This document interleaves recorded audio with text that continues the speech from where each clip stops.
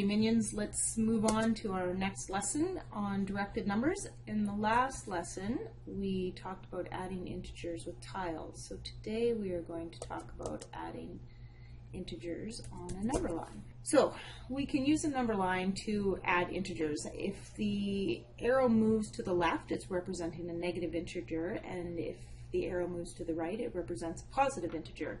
Remembering that the sum of an opposite integer is always 0, remembering that an opposite integer could be like a -5 and a +5, which is a 0 pair, and so that equals 0.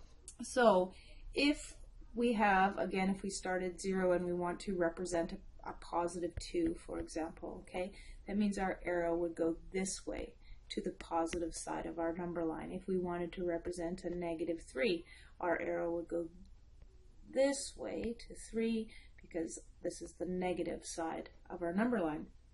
Okay, so from 0 to 2, this being the positive side of our number line. Now if we were going to add these two together, let's say we had a +2 plus a +1.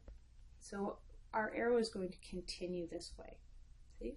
So we've got our 2 here from 0 to 2, and then we've added another arrow from 2 to 3, which is going to give us, obviously, a +3.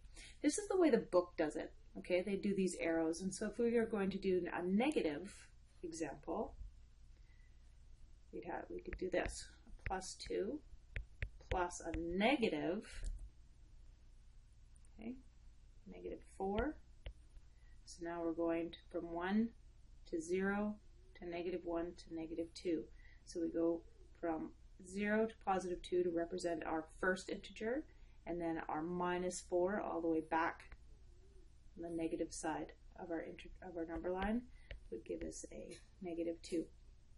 This is not the way that I like to do it. You guys can do this however you like, but for myself, I like to skip count instead. So whatever you're starting with, so if we're starting with a -3 here, you start with your pencil on the -3. So rather than drawing an arrow to this -3, you can just put a dot at that starting point. And then we want to add 7. So because we're adding 7, we're going to go this way on the number line towards our positive side. And then we just jump 7 spaces. So 1, 2, 3, 4, 5, 6, 7. I don't have it long enough. Okay, to a 4.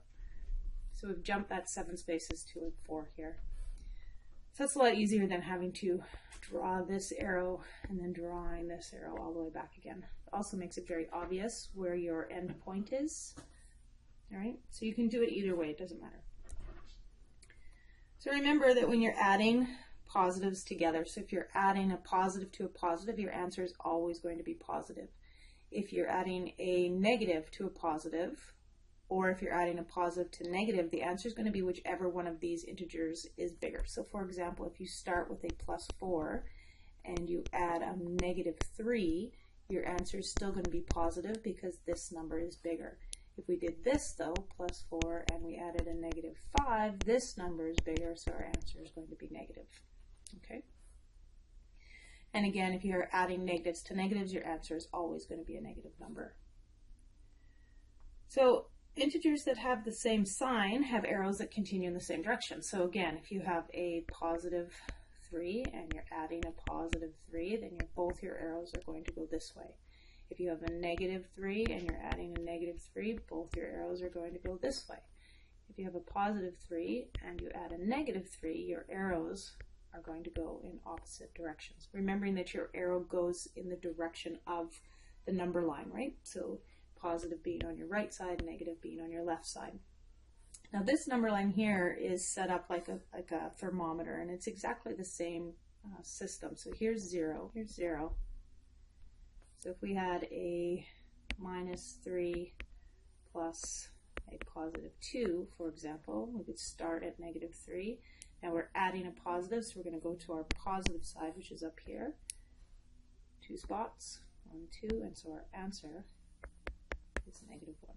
So the other way that we can think about this is if we think about this being happy people and sad people, okay? So you have happy people all in a group, and these happy people are positive people, okay? And then we have a group of sad people over here. Very sad. These are negative people.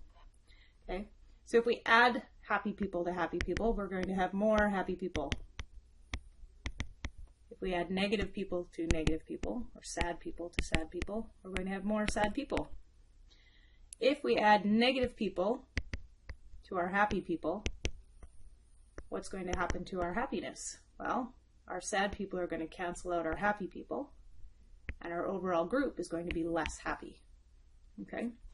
If we add happy people to our sad people, again, they're going to cancel each other out, and our whole group is going to be overall less unhappy, so they're going to increase. They're going to get closer to 0 on this side.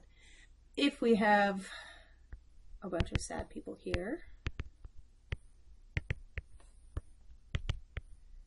and we take away some sad people, leaving, less sad. Same with the happy people. Happy people over here. We take these happy people away, we are less happy. Okay, so we need to remember that our values all have to do with 0. So anything that's going this way is going to increase in value and become more positive, and anything going this way is going to decrease in value and become more negative. Okay, so happy people and sad people, just another way to think about it if you're having a hard time with the tiles or the number line. Okay, we're going to work on this some more in class, so I'll see you next time.